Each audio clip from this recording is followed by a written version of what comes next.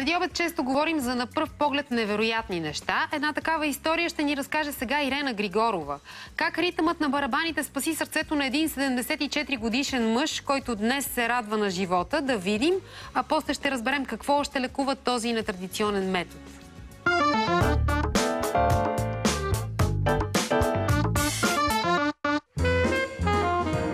Петя Чешмеджиева е психолог. Живее и работи в Русе. Решава да изпробва ритмотерапията върху баща си, който от години страда от аритмия. Двамата се разбират да са много критични и да водят стриктни записи.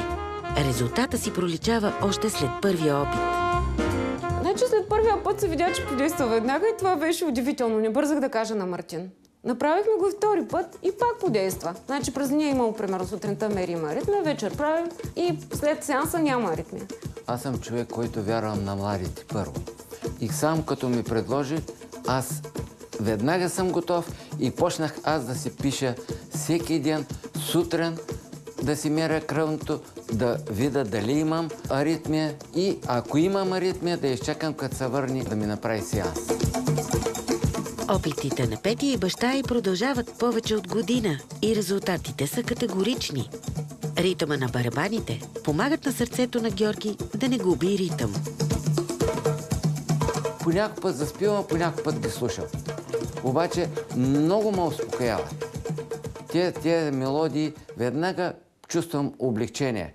Ако съм имал стягане около сърцето, ако съм имал сърцебиене нещо, веднага с тях се успокоявам. Интересен ефект е, че някъде около третата, седмата минута след като е имал аритмия, преди това засечена, без той да знае това. Както си лежи и си слуша музиката и изведнъж става едно кашляне. Изкашля се, поема си силно въздух, издиша и оттам нататък, когато поеме въздуха, според мен тогава вече се е синхронизирал с тази музика, която слуша и тя така му е помогнала да се включи със себе си тези нива на нервната система, сърцето, са се синхронизирали помежду си и е влязъл в състояние на релаксация. Въпреки че се лекува със звука на барабаните, Чичо Георги не спира да пие лекарствата си за сърце и приема ритмотерапията като съпътстващо средство за подобрение. Това, което намали всъщност ритъм-терапията е, че намали приема на валидол, нитроглицерин, който вземаше за аритмия. Кардиоложката, когато отида на преглед с направление, тя винаги ми прави електрокардиограма. И старите електрокардиограми ги има записани в компютъра си. Когато аз отида, тя вади старите електрокардиограми и ми вика: абе човек, какво става с тебе? Къде е аритмията? И аз викам: сигурно и няма. Как така и няма? Викам, дъщерямата има излекува.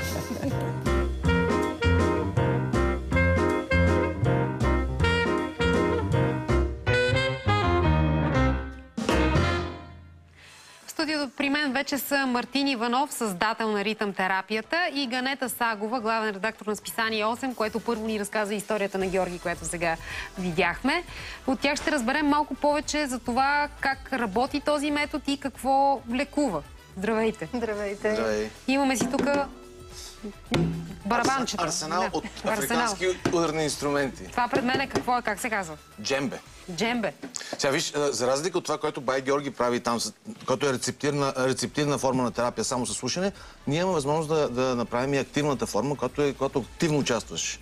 Добре, кажи най-напред за бай Георги. Как така става, че слушаш някаква мелодия и ти се оправя аритмията?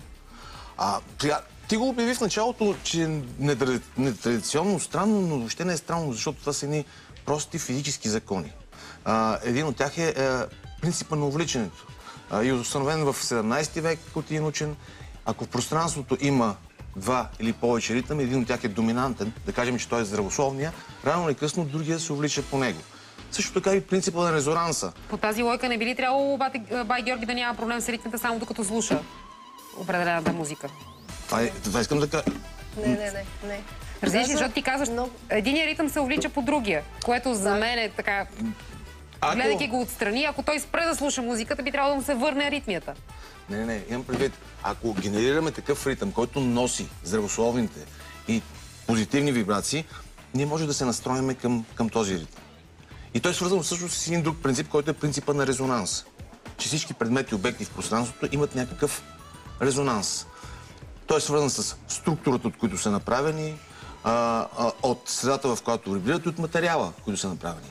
Ако двигателната сила кореспондира с тази натурална вибрация на съответния предмет или обект, се случва резонанс. Сега, примерно, тази случка с оперната певица, която с гласа си може да счупи кристална чаша, не е мит.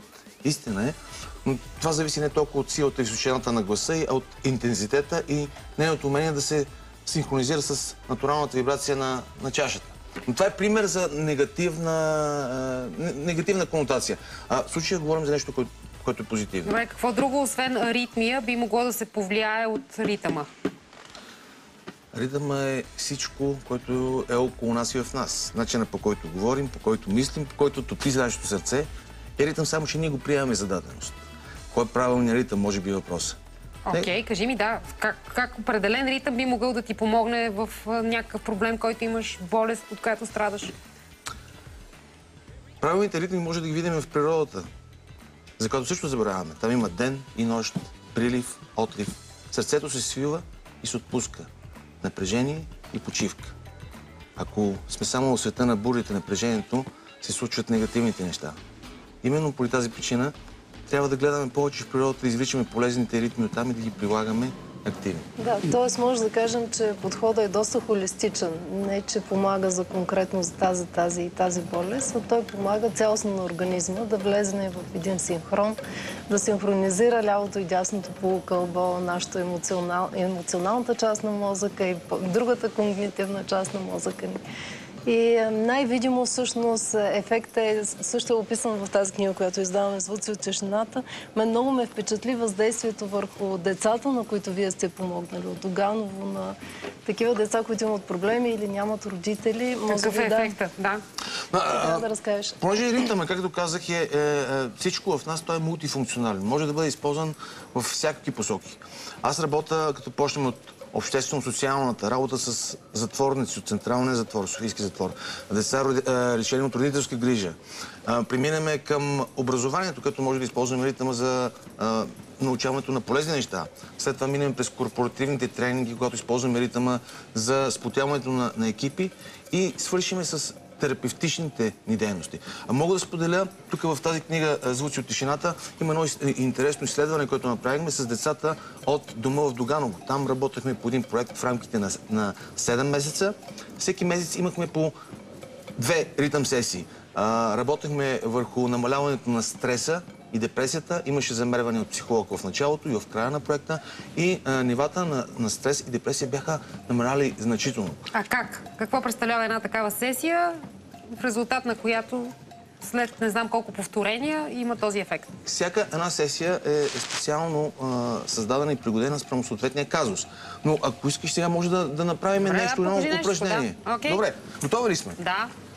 Важно е да кажа за всички, че за да участваме в една такава сесия не е нужно да имаме някакъв талант или музикални способности. Добре. Това е важно уточнение, защото аз имам 0 такива. Даже по-добре. Даже по-добре. Може да откриете нов начин, по който да докосваме тези инструменти. Добре. Сега, ще дам едно много просто упражнение. Трябва в съзнанието си да оформим едно темпо от 4 цифрички и да го зациклим. 1, 2, 3, 4. Нека да поставим свободната ръка на барабана пред нас. Няма значение коя, която... Дръж яйцето с по-силната. Добре. Така, свободната на барабана. Нашите зрители също могат да участват. Те нямат инструменти, но могат да си оставят ръцете върху колената и да правят ударите върху колената. Така, цифричките от 1 до 4 и нека да правим по 2 удара с яйцето върху всяка една цифричка и точно ще имаме 8 удара. Готови ли сме? И следвайте моите указания. И 1, 2, 3, трябва да е плавно.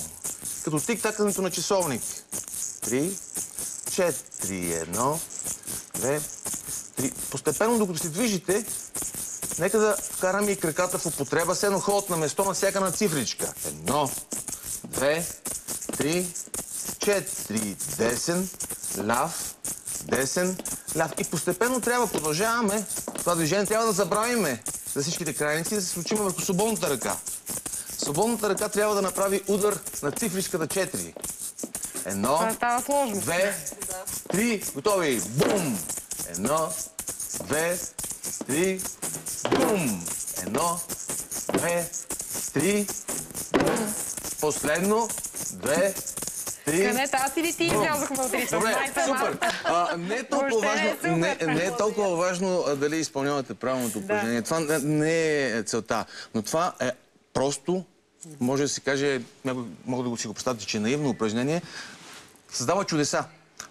Децата могат да работят за тяхната координация, в съсредоточаването, фокусирането върху някакъв казус, върху тяхната пунктуалност, точност, дисциплина, върху тяхната фина и груба моторика и много други неща. А как това помага да пребориш стреса, не разбирам? Освен, че наистина е приятно, а на децата сигурно страшно много им харесва, защото е под формата на игра нещо. Ти, докато, и въпроси към двете, докато правихме това упражнение, мислихте ли за това какво ще се случи в бъдещето или съжалявахте ли за нещо, което е минало в миналото ви? Не. Имаш предвид, че се фокусираш в момента. Тук, сега, на момента. Един от най-големите проблеми, свързани с стреса, е да се притесняваш за неща, които не зависят от тебе. И да не бъдеш тук и сега. Ганета, ти пробва ли си? Да, това е вид динамична медитация, според мен. И това нещо го правихме няколко пъти на дръм съркали, т.е. кръгове, на които се бият барабани. И наистина ефектът е невероятен, защото ти виждаш, не знам, 80-100 човека, не знам колко души се бяхме събрали, но всички хора, просто очите им грееха и бяха до един в прекрасно настроение, независимо кой какви проблеми има. Мартине, май трябва да те пращаме в Народното събрание. Там има 240 човека, които имат нужда от това да работят по някакъв начин. Вие го уредете, аз ще дойда с барабаните. Вие го уредете.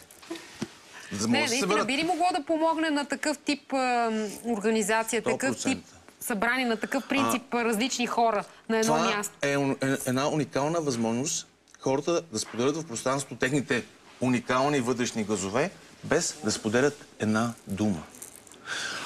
В моя опит, сигурно през сесиите са ми минали около 60 000 човека. Независимо от това какъв е техният социален статус, принадлежност партийна или какво ли още не, всичките си приличат по едно, че в края на сесиите усмивките са озарили лицата им. Значи трябва да минаваш на една ритъм сесия преди поредните преговори за правителство, белки им стигнат до някъде. Но кажи, в корпорациите, в които работиш, какво правиш реално ти? Събираш ги всички служители и думкате по някакви барабани. Това ли е? По начина, по който го представяш, нали, няма никой да ми се обади. Работа е такава, че, както казах, ритъма е част от нас. Имаме различни екипи, които са корпоративни, творчески, например, един театър, или политически колективи, които са системи, или спортни. Всеки от тях има някаква цел. Но, въпреки че те говорят различен език, целите са едни и същи, използват едни и същи изразни средства на ритъма. Например, в корпорациите говорим за така наречените soft skills, които са свързани с активно слушане. Ако ти не се научиш да слушаш активно, не само с ушите, но с сърцето си, ти няма да се научиш как да комуникираш. А комуникацията е едно от най-важните човешки качества. Когато се научиш как да комуникираш, тогава можеш да работиш в синхрон, в хората с екип. И по-късно да се посветиш на изкуството на хармонията. Като стана въпрос, пиращите поне са в един ритъм, нали, Мартине? Въпреки, че техният ритъм очевидно няма нищо общо с този на намиращите се в сградата на Народното събрание. Да, те затова са пред тази сграда, защото са в различен ритъм и не могат да се синхронизират. Добре, за финал да ни кажеш, всеки един от нас какво може да направи за себе си сам? Веднага искам да демонстрирам новата ми книга, която се казва "Звуци от тишината". Тази книга и въобще това, което правя, ще ни накара да влезем в по-дълбока връзка с себе си. Да си спомниме за неща, които често забравяме. В тези неща те ще намерят всички отговори, които са търсили и които те имат нужда да разберат. Като, например, един прост отговор, че преди да излеземе на улицата, преди да се караме, да се биеме и да имаме такава възможност, трябва да имаме възможността да поемем следващата ритмична глътка въздух, защото това пак е ритъм, от който имаме нужда. Да. Благодаря ви много, Мартин Иванов и Ганета Сагова, за това колко важен е ритъма за всеки един от нас и за начина, по който функционираме като личности. С това днешния предиобед приключва.